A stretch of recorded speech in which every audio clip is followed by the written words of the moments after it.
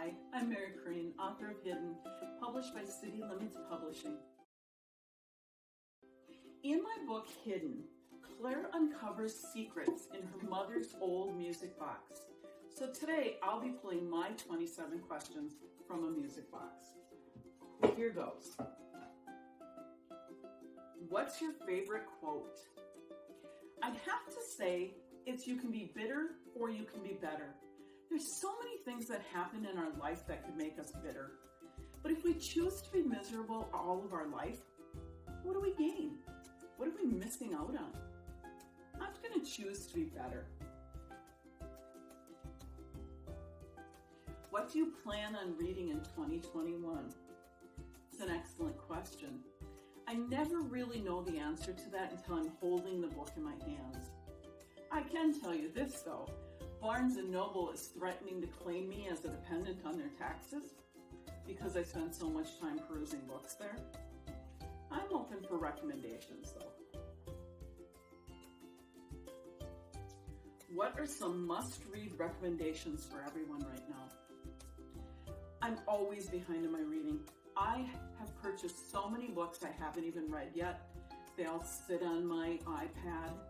Just don't tell my husband. There's some really specific books I could suggest that are really great. Then She Was Gone by Lisa Jewell or The Book of Two Ways by Jodi Picoult. Both are excellent reads. But you could also find anything by John Grisham, Diane Chamberlain, Lisa Scatterline, James Patterson. You can't go wrong with some of these amazing authors.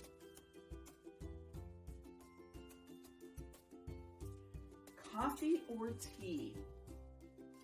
Honestly, for me, I have to ask the question, water or wine? I've never been a coffee or tea drinker. In college, I do remember starting my day every single day with Mountain Dew because if you read the ingredients on the can, it clearly states it has orange juice in it, so it has to be healthy. Well, I kicked that habit long ago after a week of bad headaches, and now I'm back to water or wine. Whose work has influenced you the most? When I was in high school, I somehow knew I wanted to be an author, but I took a slight detour through the school system, and instead of writing myself, I taught a million kids to write.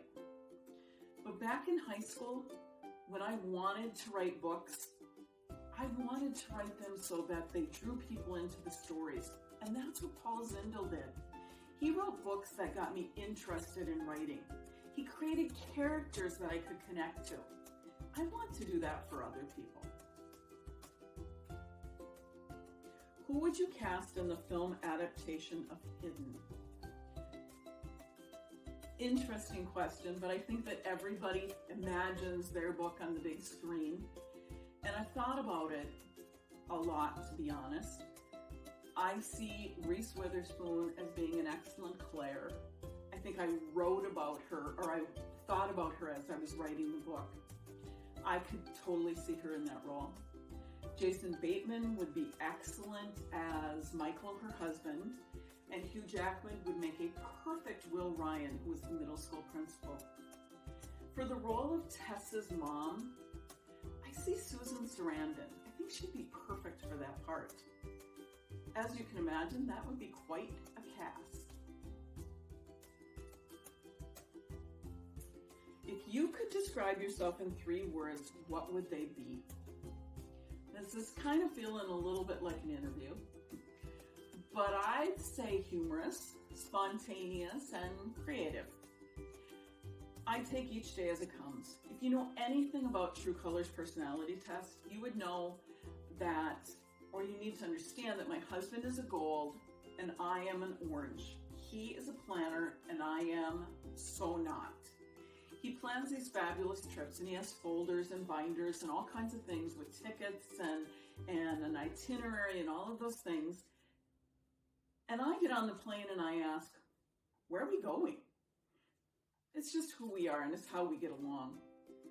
As for the creative piece, the furniture inside my brain is constantly moving. It's a good thing, except sometimes at night it makes it hard to sleep. What do you want to write in 2021. Just before the holidays, I finished a book called The Lies They Told. It's an excellent book, if I do say so myself. And I'm just beginning my third book in about a week or so. It's called Life Without Air. It's really 3 interwoven stories that kind of talk about the survival of single parents. I have to be honest with you, it has an ending you won't see coming.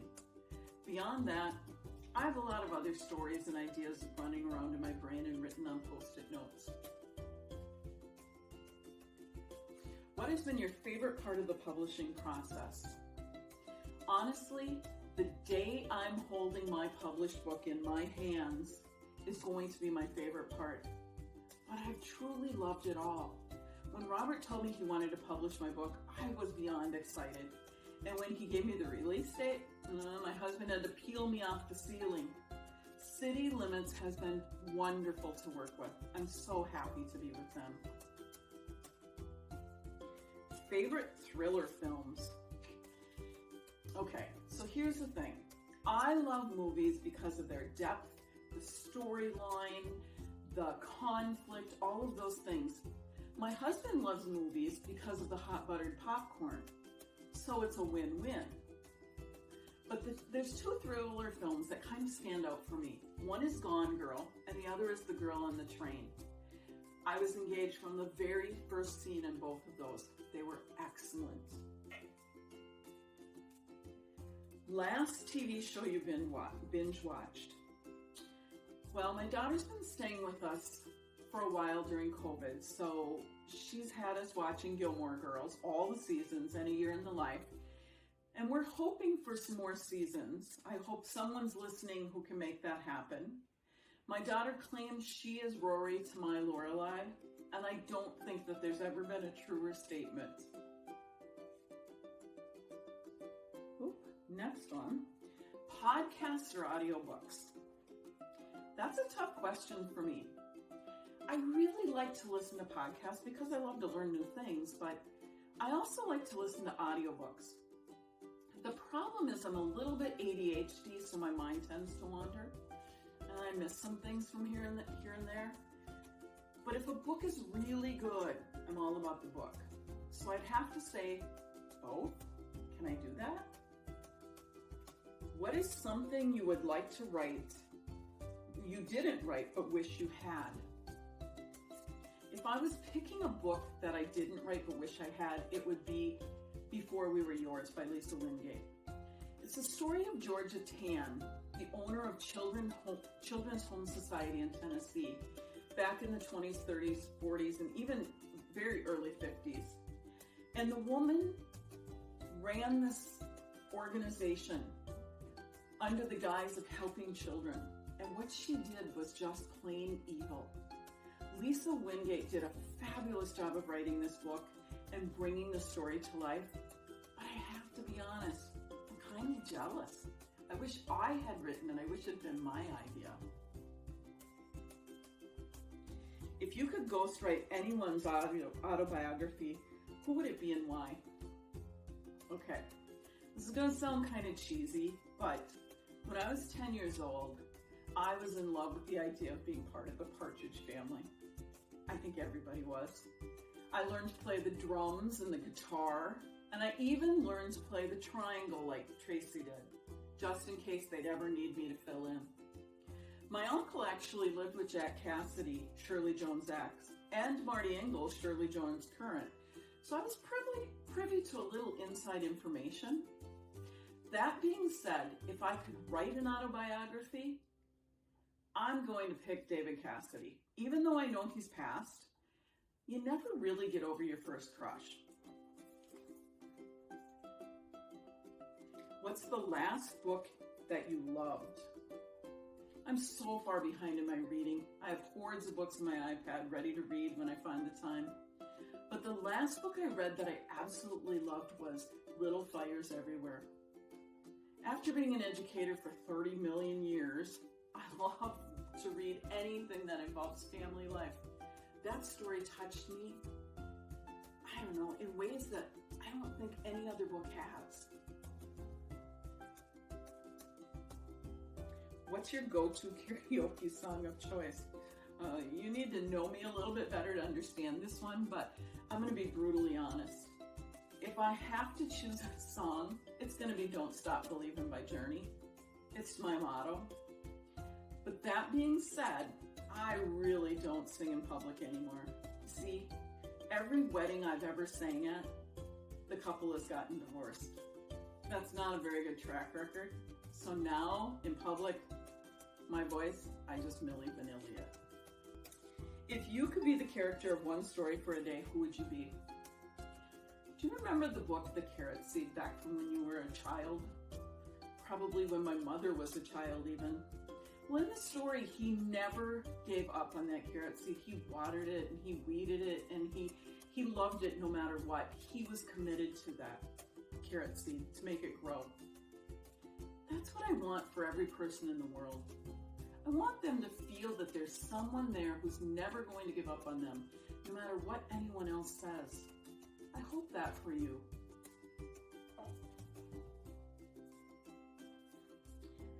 What's a crucial aspect to your creative process? Well, some writers, dare I say all writers, create an outline for their books ahead of time. My brain doesn't work in outlines. It never has. You can ask my high school English teacher. You can ask my college English teacher. I don't do outlines. I do Post-it notes. I do notes on paper. I stick them all over the house. They end up being everywhere. And the story continually changes, and the Post-it notes keep getting shifted around. And even as I'm writing, things are changing. So I think the most crucial aspect of my creative process is just being able to do it my way. That and the sticky notes and the felt tip pens that I write them in. Who should everyone be following right now? Okay, I am a Minnesotan through and through, born and raised in northern Minnesota, but I have to be honest, it's probably not the Vikings you should be following, at least not this year. I'm all about supporting my people though, Minnesota authors, from Laura Ingalls Wilder, who wrote books long before I was a child, to John Hassler, amazing books, to Tammy Ho, great mysteries, and of course, everybody should follow Sven and Ole because they have some of the best stories and jokes, and some may or may not be true. More are probably true than you think. But for other authors, I'd say you should follow anyone who's published with City Limits Publishing. I think that was a shameful plug, but hey. What are some of your favorite mystery novels? I think every novel is a mystery novel. From beginning to end, if it's well written, it keeps you guessing. I'm a huge fan of books by Elizabeth Flock, Lisa Scottoline, Diane Chamberlain. I love all of their books, and I love anything that makes me think. Do you prefer to read in print or digital? Oh, I'm a digital girl all the way. Don't get me wrong. I love the feel of a book in my hands, but I also like to read in bed. If you read digitally, you don't need a light. I can't tell you how many times my husband's found me in bed in the middle of the night with the covers pulled over my head, reading. I just don't need to use the flashlight anymore. Morning or night person? You're really asking for it with this one. So when I was teaching, I used to be a morning person. We started school at 7:30. That's pretty early. Then I became a night person when I retired. I could stay up till midnight or later. But lately, I have about 25 minutes in the middle of the day when I'm absolutely on fire. But that's about it. What is your must-have book to bring with you to a deserted island? Interesting question. But I seriously have to go with How to Survive a Deserted Island for Dummies.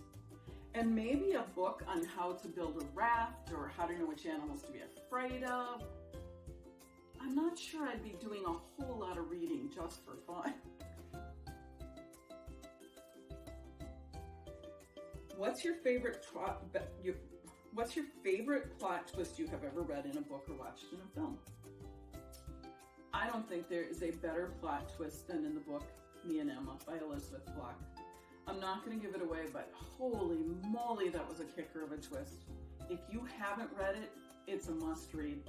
I honestly believe it's probably my favorite book of all times. What's the oddest job you've ever had? Well, I think, first of all, you need to know that I'm completely grossed out by touching anyone's feet. So that being said, when I worked in college, I worked in a shoe store. I was good at what I did. I opened, I closed the shoe store, I helped with the ordering, I modeled shoes when the salesman would come in. I owned more shoes than a centipede has feet. But I had this terrible aversion to feet, and they kind of grossed me out. So that would probably be my honest job. Who would you ask 27 questions to? I think if we're talking about someone who's alive, I'd choose Mary Jo Copeland, who started Carrying Hands right here in the Twin Cities. That woman is a gift to the world. There's a special place in heaven for her. And if I could go back in time, I'd choose Martin Luther King. His I Have a Dream speech is such an inspiration to the world, especially today. You know, I often go back to his words and I read them and I think, how can I help make his dream a reality? Last one. Favorite nonfiction writer? I'm not sure I have a favorite nonfiction writer because I have such a wide range of interests. I do love Chip and Joanna Gaines' books though, because I learn amazing things from each one. But I'm kind of partial to Betty Crocker. Even though she's not a real person, her stuff tastes pretty good. That's it. Now you know more about me than you ever wanted to. So here's to a long relationship of books and friendship. I hope you enjoy.